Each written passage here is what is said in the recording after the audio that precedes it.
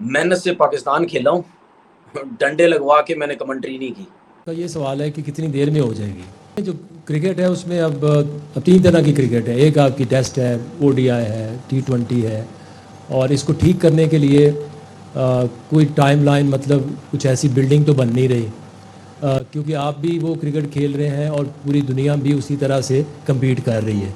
अब आप नहीं सुनते हो तो क्या करूं। नमस्कार, आप देख रहे हैं हिंदुस्तान टीवी न्यूज।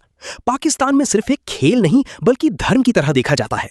लेकिन आज उसी पाकिस्तान के पूर्व क्रिकेटर और बेबाक विश्लेषक तनवीर अहमद ने पाकिस्तानी क्रिकेट बोर्ड और अपनी टीम की वो धज्जियां उड़ाई हैं।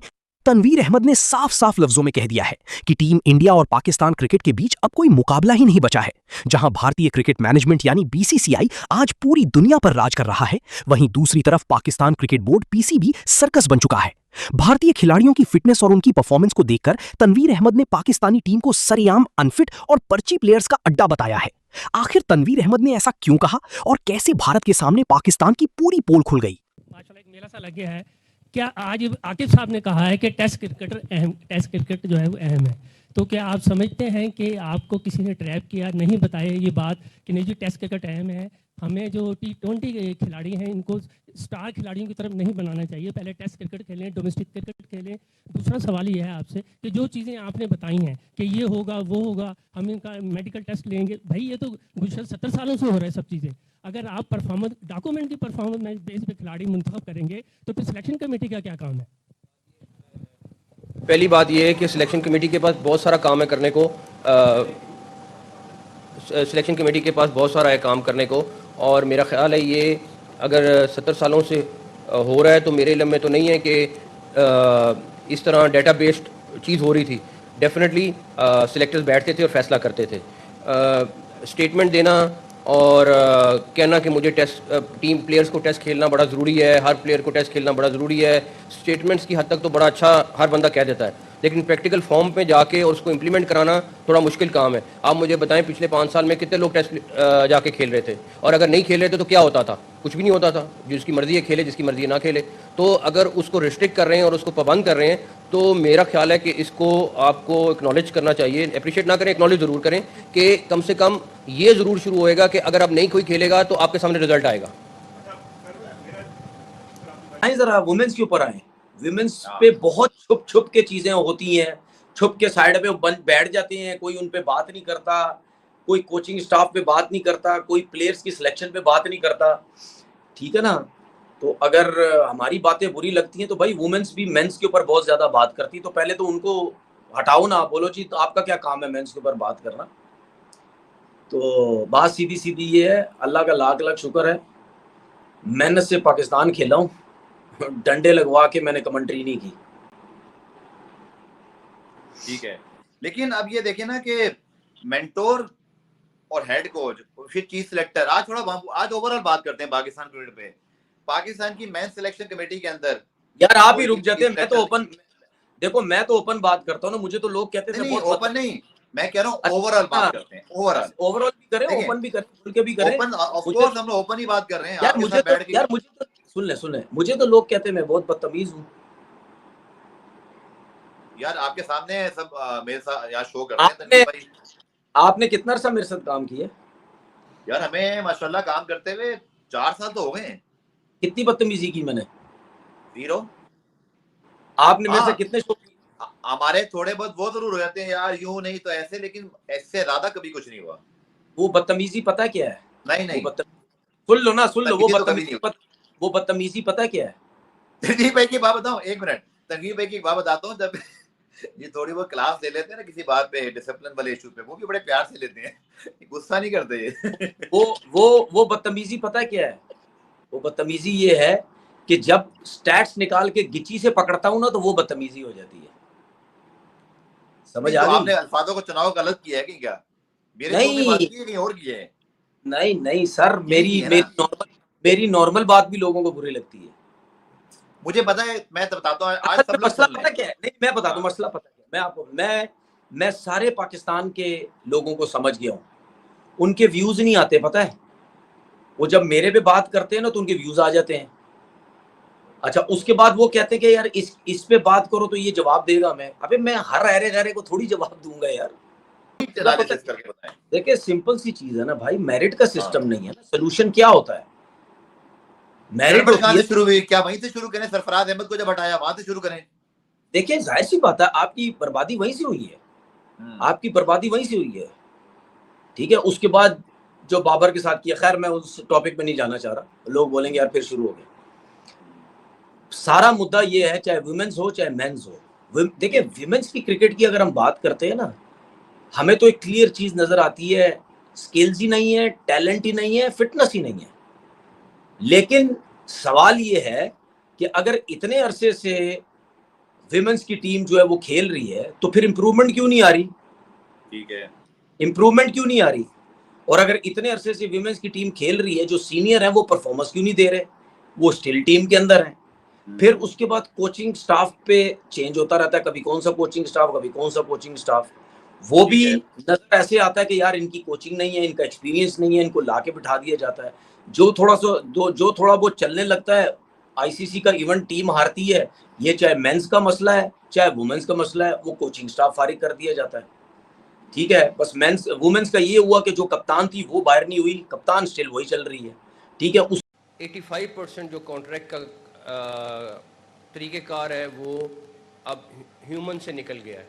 अब वो सारा का सारा डेटाबेस होगा और उसके बाद 15% हैं जो सिलेक्शन कमेटी के पास होंगे। 85% जो है वो सारा का सारा परफॉर्मेंस बेस्ड सारी चीज़, और उसके अलावा क्राइटेरिया रख दिए गए हैं कि ABCD सारे क्राइटेरिया हैं जो उस पर आपको पूरा उतरना ज़रूरी है, जिसमें आपको फिट होना ज़रूरी है, मेडिकल साइड से आपको डोमेस्टिक क्रिकेट का मिनिमम ये खेलना ज़रूरी है, जिसमें आपको मतलब एक पूरी तफसील है जो आपके पास मौजूद है लिस्ट में।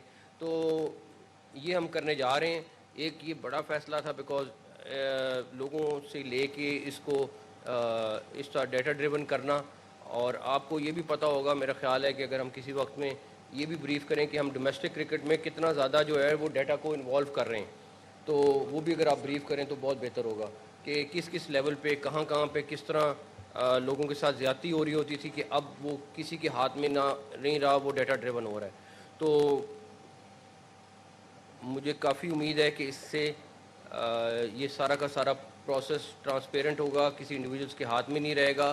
तो ये सवाल है कि कितनी देर में हो जाएगी। जो क्रिकेट है उसमें अब 3 तरह की क्रिकेट है। एक आपकी टेस्ट है, ODI है, T20 है, और इसको ठीक करने के लिए कोई टाइमलाइन मतलब कुछ ऐसी बिल्डिंग तो बन नहीं रही, क्योंकि आप भी वो क्रिकेट खेल रहे हैं और पूरी दुनिया भी उसी तरह से कम्पीट कर रही है। हमारा जो बेंचमार्क है वो आपके ठीक होने चाहिए, आपको मेजॉरिटी ऑफ द गेम्स जीतने चाहिए, जो सबके लिए ज़रूरी है कि कोई भी क्रिकेट बोर्ड है उसकी ख्वाहिश होती है कि वो ICC टूर्नामेंट्स जीते, लेकिन वो एक सिर्फ वही मकसद नहीं होता। उसके अलावा आपकी जो सारी टेस्ट क्रिकेट है, आपकी जो सीरीज़ होती हैं उनमें आपकी रैंकिंग है। आप भी वैसे बात टाइम लुक आपकी ना अभिषेक वाली भी आती है और वो डूबे वाली भी आती है, और बात वो देवांश राय बराबर में तो बबलू मैं इसलिए बोलता हूँ क्यूट है, प्यारा, इसलिए मैं बबलू बोलता हूँ। बाकी 4 दिन प्लेयरों में दो राय नहीं है। जितना बड़ा वो बैट्समैन बनेगा आइंदा आने वाले दिनों में, उसको अपना एटीट्यूड अच्छा करना पड़ेगा। बिल्कुल सही बात है भाई। अब आप ये बताइए कि अपनी जो हंस रहा है उससे तो पूछ लो पहले। भाई वो जो हंस रहे हैं वो यार, वो 4 दिन क्या गए फैसलाबाद, वो पतले हो गए। देख रहे कैसा 208 बन गए ये 208 यार। छोड़े यार, बबलू ने तो मेरे ख्याल से छोड़ा ही नहीं किसी को। पूरे टूर्नामेंट में कुछ नहीं करा था, बड़े मैच में बड़ी परफॉर्मेंस। आप ये देखें कि नजीब ये लास्ट 4 T20 जो मैचेस हुए हैं ना, 3 में 90+ पे आउट हुआ है 3 मैचेस में। और ये कल आप देखें ये यार, जो उसने शॉटें खेली है ना, जो उसने कोई सिंगल नहीं है, 5 छक्के हैं 5 चौके हैं यार, वो तो ऐसे खेल रहा था कि जैसे सिर्फ बॉलर बॉलिंग कर रहा है, वो अपनी पावर हिटिंग की प्रैक्टिस कर रहा है, ऐसे लग रहा था। बहुत ही जबरदस्त खेला, बैट स्विंग बड़ी जबरदस्त है। फिर देखे नजीब, जो आपने कहा ना सिंगलें करके भी 100 कर सकता था। जो टीम मैन होते हैं ना, टीम का सोचते हैं, वो अपना नहीं सोचते। आपने जो सोचते हैं पता चल जाता है क्या होता है। कौन कोई भी हो, अब मैं एक बात कर रहा हूँ, नाम मतलब लेना जरूरी नहीं है। आप गिल के लिए ये बात बोल रहे हैं? नहीं, गिल के लिए नहीं, मैं जो टीम के लिए नहीं, अपने लिए, अपने माइलस्टोन के लिए खेलता है, मैं उनकी बात कर रहा हूँ। और हमें पता है आपके जमाने में कौन अपने लिए खेलता था कामी?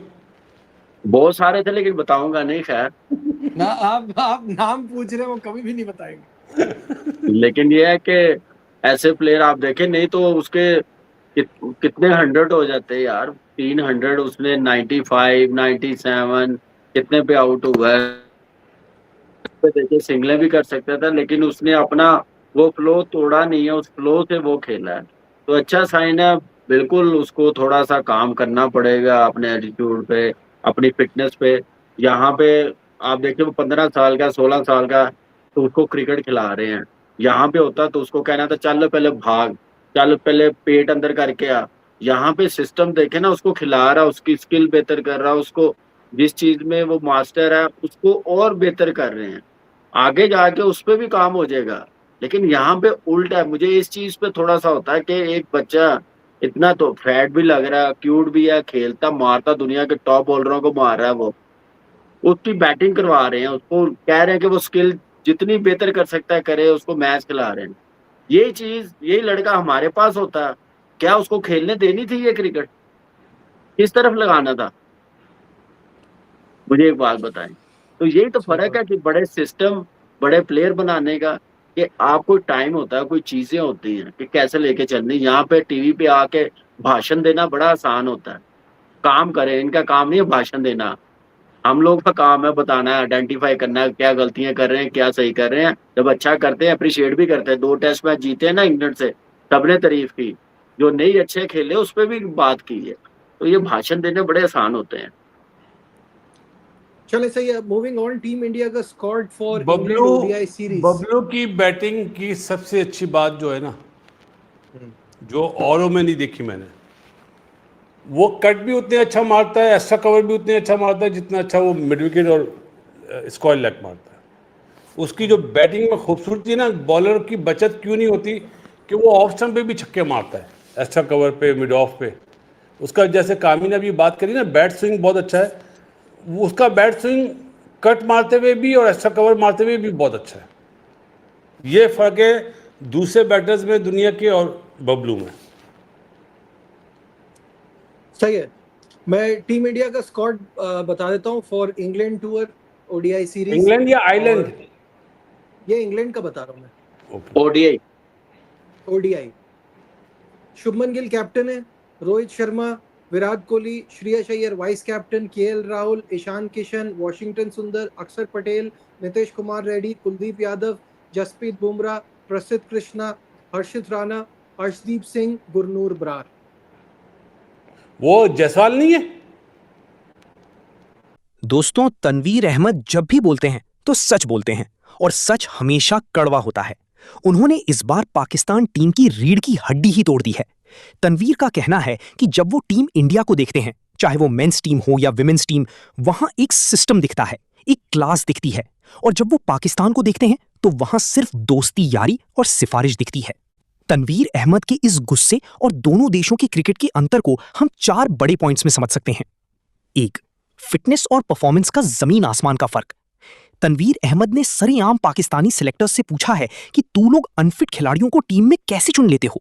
भारत की तरफ देखिए, वहां यो-यो टेस्ट और कड़े फिटनेस प्रोटोकॉल हैं। जसप्रीत बुमराह, विराट कोहली या हार्दिक पांड्या जैसे खिलाड़ी चीते की तरह मैदान पर भागते हैं।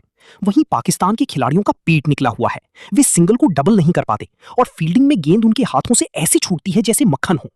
तनवीर ने साफ कहा कि जब तक आप फिटनेस को पैमाना नहीं बनाएंगे, तब तक टीम इंडिया से जीतने का सपना देखना छोड़ दीजिए।